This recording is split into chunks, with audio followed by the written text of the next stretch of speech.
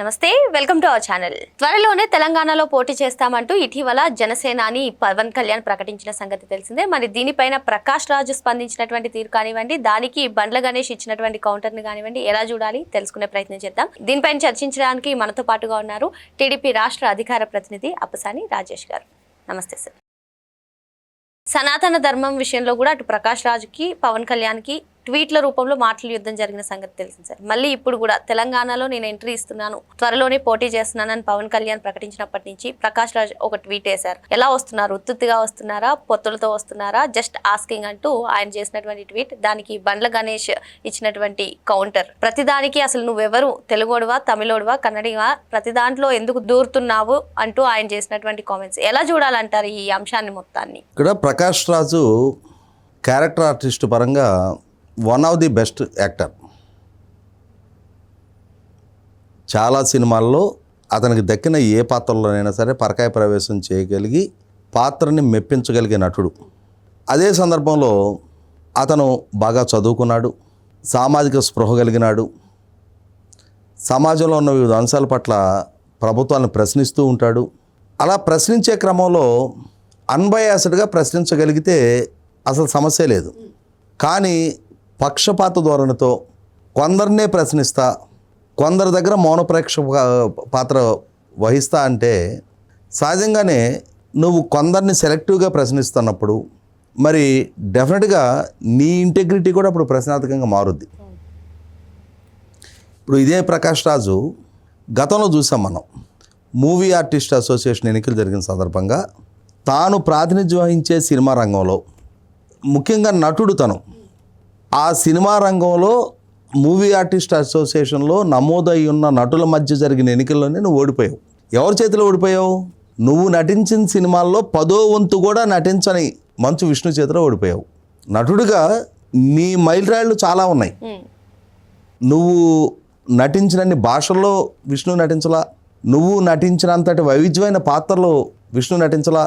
మరి నటులందరి ultimate option నువ్వే కావాలి, కానీ నిన్నెందుకు ఎంపిక చేసుకోలేదు నట్లు? కారణం ఏంటి? నీ యాటిట్యూడ్, నీ అహంకార ధోరణి.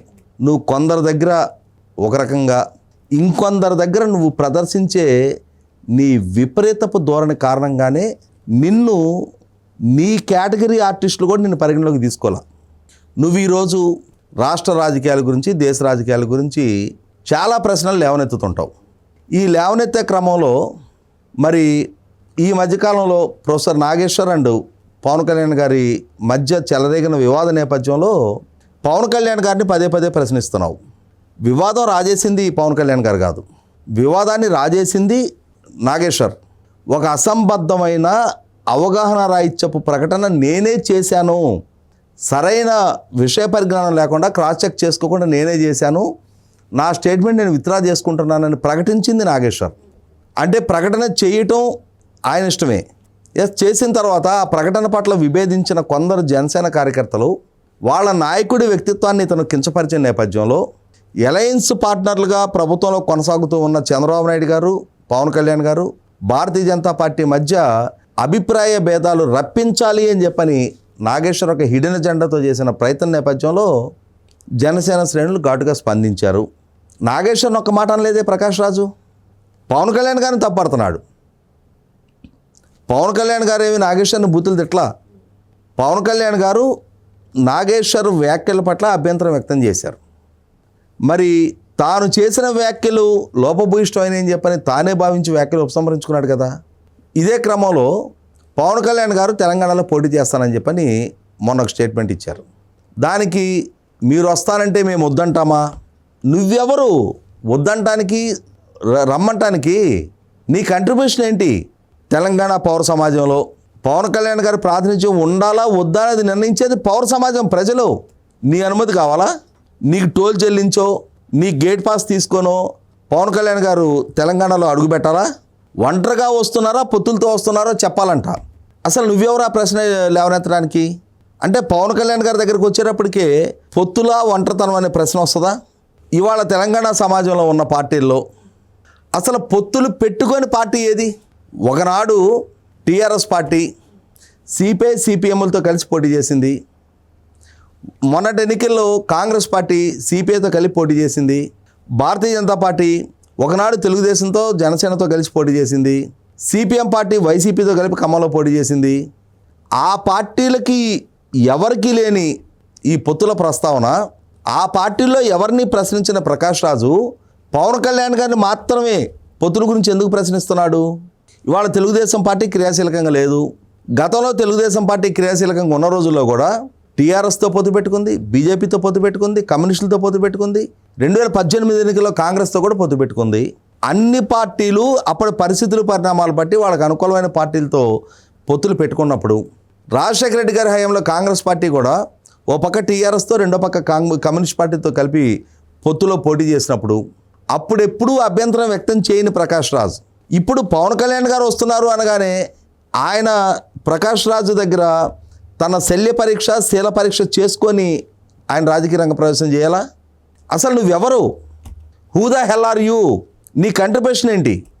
నువ్వు కర్ణాటకలో బెంగళూరులో ఇండిపెండెంట్గా పోటీ చేసావు, డిపాజిట్ కూడా నీకు దక్కలా. ఇక్కడ మా ఎలక్షన్స్లో పోటీ చేసావు, అట్ర ఫ్లాప్ నీ ఎలక్షను. ప్రజా జీవితంలో నిన్ను నువ్వేదైనా నిరూపించుకొని ఒక రాజకీయ నాయకుడిగా నువ్వు కేసీఆర్ గారు వివిధ రాష్ట్రాల్లో శాఖలు ఏర్పాటు చేస్తున్న సందర్భంగా ఆయన మహారాష్ట్ర పర్యటించిన సందర్భంగా ఇతను మహారాష్ట్ర వెళ్ళాడు. అంటే కేసీఆర్ గారి పార్టీ మహారాష్ట్రలో విస్తరించవచ్చా? కాంగ్రెస్ పార్టీ తెలంగాణలో పోటీ చేయొచ్చా? భారతీయ జనతా పార్టీ, కమ్యూనిస్ట్ పార్టీలు తెలంగాణలో పోటీ చేయొచ్చా? పవన్ కళ్యాణ్ గారు మాత్రం తెలంగాణలో రాజకీయం చేయకూడదా? అసలు చెయ్యకూడదు అనడానికి ఎవరికి హక్కు ఉంది? చెయ్యమని ఎవరు అనుమతి ఇవ్వాలి? అంటే పవన్ కళ్యాణ్ గారి దగ్గరికి లేదు తెలుగుదేశం పార్టీ దగ్గరికి వచ్చేటప్పటికే ఈ విధమైన ప్రస్తావనలు వస్తాయా? ఇదే ప్రకాష్ రాజ్ గతంలో కూడా ఒకసారి 2018 ఎన్నికల సందర్భంగా చంద్రబాబు నాయుడు గారిని ఉద్దేశించి ఆంధ్ర రాష్ట్ర ముఖ్యమంత్రిగా ఉన్నారు, మీకు ఇక్కడేం పని అని చెప్పని మాట్లాడాడు. నువ్వెవరివి ఆ ప్రశ్నలు వేయడానికి? ఇంకా పరుషంగా మాట్లాడవచ్చు. నీ స్థాయి సంస్కారానికి దిగకుండా ఉండటం కోసం మాట్లాడుతున్నాను నేను. ఇటువంటి బాధ్యత రాహిత్యపు ప్రకటనలు చేసి అక్కడికి వీళ్ళేదో ఎలివేటెడ్ సొసైటీ నుంచి వచ్చాము అని చెప్పని నువ్వు డబ్బు తీసుకొని నటిస్తున్న ఒక నటుడివి. నీ డబ్బుతోటి నువ్వు ఏ సామాజిక సేవలు చేసావో, ఎవరిని ఆదుకున్నావో, ఏ చారిటీ యాక్టివిటీ చేసి ఎక్కడ ఏ అనాథ శరణాలయాలు, ఏ వృద్ధాశ్రమాలు, ఏ పేద పిల్లలను చదివించావో ఈ రోజు దాకా ఎవరికి తెలియదు. ఒకవేళ అటువంటి కార్యక్రమాలు ఏమైనా చేస్తుంటే ఆ మాత్రపు సామాజిక స్పృహ ఉన్న ఒక నటుడిగా సంపాదించింది మొత్తం నువ్వే బొక్కుతున్నావు అని కాకుండా ఎంతో కొంత సామాజిక స్పృహ కలిగిన నటుడిగా నిన్ను పరిగణలోకి తీసుకుంటాం. నాకైతే తెలీదు ఈయన ఫామ్ హౌస్లు కొనుక్కున్నాడు, ఈయన విలాసాలు చేస్తున్నాడు అని చెప్పని తెలుసు. ఇంతగా సామాజిక స్పృహ గురించి మాట్లాడేవాడివి మరి పవన్ కళ్యాణ్ గారు ఒక రాజకీయ నాయకుడిగా ఆయన 2019 ఎన్నికల్లో తాను పోటీ చేసిన 2 స్థానాల్లో ఓడిపోయినా కూడా ఆంధ్రప్రదేశ్ రాష్ట్రంలో ఆత్మహత్యలు చేసుకున్న 3,000 మంది కౌలు రైతులకి ఒక్కొక్క కుటుంబానికి ₹1,00,000 చొప్పున 30 కోట్ల రూపాయలు ఆయన సొంత డబ్బులు డిస్ట్రిబ్యూట్ చేశారు. మొన్న విజయవాడ వరదల సందర్భంగా ఇటు తెలంగాణ ప్రభుత్వానికి అటు ఆంధ్రప్రదేశ్ ప్రభుత్వానికి ముఖ్యమంత్రి సహాయ నిధులకి ఆయన భారీ విరాళం ఇచ్చారు, కోట్ల రూపాయల విరాళం ఇచ్చారు. కరోనా సందర్భంగా ఆయన స్పందించారు, హుదూదు సందర్భంగా ఆయన స్పందించారు. ఆయన స్పందించని సందర్భమే లేదు. మరి నువ్వు ఎంత మాత్రం స్పందించి ఏ సందర్భాల్లో ఎంతంత విరాళం ఇచ్చావో నువ్వు చెప్పు. ఆయనకన్నా నువ్వు ఎక్కువ సంపాదిస్తున్నావు, ఎక్కువ సినిమాలు చేస్తా ఉన్నావు, ఎక్కువ భాషల్లో నటిస్తూ ఉన్నావు. నటుడుగా కానీ లేదు సామాజిక స్పృహ విషయంలో కానీ ఇవాళ ప్రజామోదం విషయంలో కానీ ఆయన కాలికోటికి నువ్వు పనికిరావు. 100 మంది ఓట్లేసే మా ఎలక్షన్స్లో ఓడిపోయినాడు నువ్వు. పవన్ కళ్యాణ్ గారు ఇవాళ ఒక రాష్ట్ర ఉప ముఖ్యమంత్రి. నీ ఓటమి శాశ్వతం కాదు, ఆయన గెలుపు శాశ్వతం కాదు. ఇది రాజకీయాల గురించి అవగాహన ఉన్న ఎవరికైనా తెలుసు. కానీ గెలుపోటములకు అతీతంగా ఆయనే వ్యక్తిత్వాన్ని ప్రదర్శిస్తూ ఉన్నారు. నువ్వే విధమైన వ్యక్తిత్వాన్ని ప్రదర్శిస్తూ ఉన్నావు.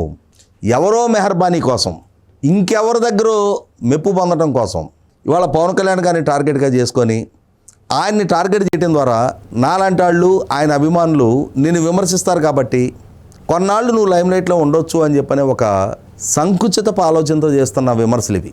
ఇవాళ బండ్ల గణేష్ స్పందించాడు అనంటే నీ యాటిట్యూడ్ గురించి నువ్వు ఎంతమందిని ఇబ్బందులు పెట్టావు అనేది ఒక నటుడిగా, నిర్మాతగా ఇండస్ట్రీలో అతనికి అవగాహన ఉండి ఉండొచ్చు. అది నాకు అవగాహన లేదు. కానీ ఎందుకు నిన్ను ఓడించారో నువ్వు ఎప్పుడైనా పునశ్చరణ చేసుకొని ఉన్నట్టయితే, మరి ఇన్ని సినిమాల్లో చేసే నటుడిని నా సహచరుల దగ్గర నేను ఎందుకు ఆమోదం పొందలేకపోయానని చెప్పని ఎప్పుడైనా ఒకసారి పునఃసమీక్ష చేసుకొని ఉన్నట్టయితే నీ స్థాయి ఏంటనేది నీకు అర్థమై ఉండేది. ఇటువంటి వ్యాఖ్యలు విన్నప్పుడే సహజంగా మనకందరికీ గుర్తొచ్చే ఒక సామెత ఉంది. చిన్న నోటికి పెద్ద మాట ఎందుకయ్యా అని చెప్పని దాన్ని పరిగణలోకి తీసుకుంటే నీకే గౌరవం ఉంటుంది, లేదు అని అంటే నీ కర్మ.